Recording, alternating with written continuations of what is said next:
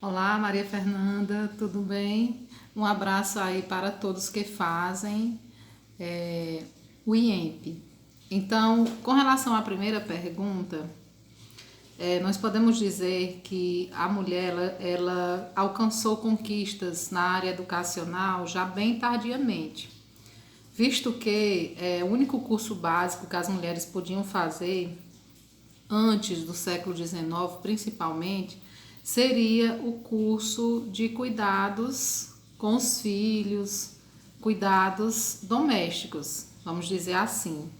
Então, a mulher só veio se libertar com relação ao direito propriamente dito, dentro da área educacional, no final do século XIX. Então, nós podemos identificar a primeira mulher no estado da Bahia que formou-se na área da medicina. Então, isso se deve exatamente devido, historicamente, socialmente, culturalmente, fazermos parte de uma sociedade aos moldes patriarcal, né, patriarcalista e principalmente machista, preconceituosa, discriminatória. Então, depois dessa conquista dentro da área educacional, hoje nós podemos também ver que isso é comprovado, né? Que as mulheres, elas constituem em maior número em todos os níveis educacionais, ela está em maior número na área educacional. Com relação ao voto feminino, isso também demorou bastante. Só em meados do século XX é que nós vamos ver aí a mulher conquistando o voto. E isso se deu aqui no Brasil por volta de 1932, no governo de Getúlio Vargas. Só que a gente tinha inicialmente esse voto condicionado apenas às mulheres que eram casadas, que tinham permissão de seus maridos para que pudessem votar, as viúvas e as solteiras que tivessem alguma renda, alguma riqueza. Então isso só veio mudar no Código Eleitoral de 1934, ou seja, digamos que o voto feminino ele foi regulamentado no Brasil a partir da Constituição de 1934.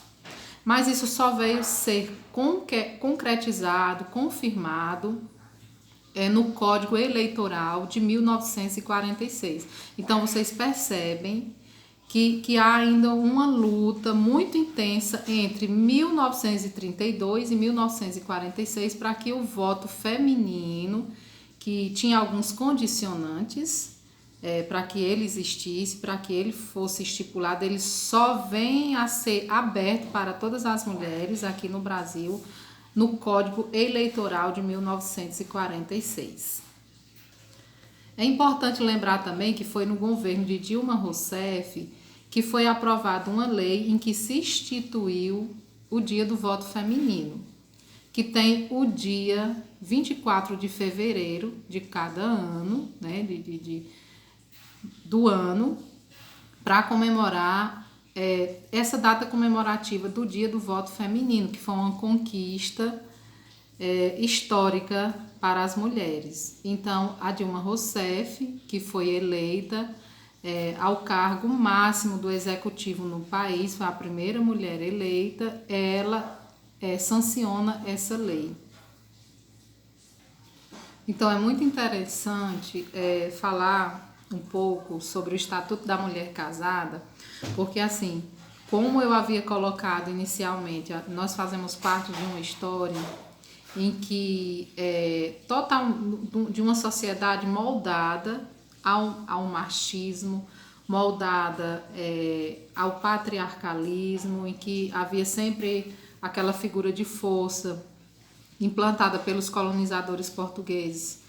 E muitos, até com o passar do tempo, muitos pensadores, muitos estudiosos, até da área da biologia, como foi no caso do Charles Darwin, que colocava a figura feminina como algo inferior. Então, em 1962, né, passou a existir o Estatuto da Mulher casada e ele veio romper com alguns desses digamos assim, dessas barreiras que existiam com relação à mulher socialmente até este período.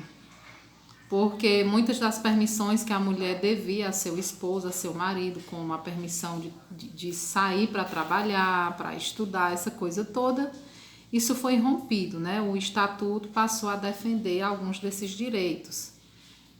A questão também de ter direito à herança e até reclamar a guarda dos filhos quando de uma separação. Então, eu vejo de uma forma positiva esse estatuto que passou a defender muitos direitos às mulheres. Porém, a gente ainda vê assim, que a mulher, assim como o homem, ela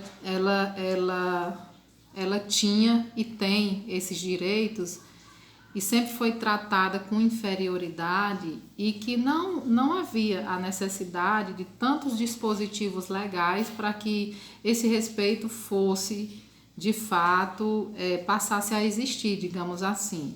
Mas ainda hoje a gente vê que há uma infinidade de leis que defendem a questão das mulheres nos mais diversos aspectos e que é uma forma de tentar viabilizar, né, os direitos femininos e que em grande maioria ainda há uma resistência por parte da própria sociedade, por parte das figuras do homem, né, dos vários tipos de homens e de todo esse ideário que foi criado em torno desse preconceito e dessa discriminação. Muito bem, sim, a Lei Maria da Penha, que ela passou a existir, foi uma conquista enorme também da luta feminina e que ela nasceu exatamente no anseio da Maria, tão conhecida na história como Maria da Penha, que sofria violência doméstica e que teve coragem de gritar para o mundo. Então, essa lei, ela também, para que ela viesse existir e ser sancionada, a Maria da Penha teve que recorrer até à comunidade internacional e, a partir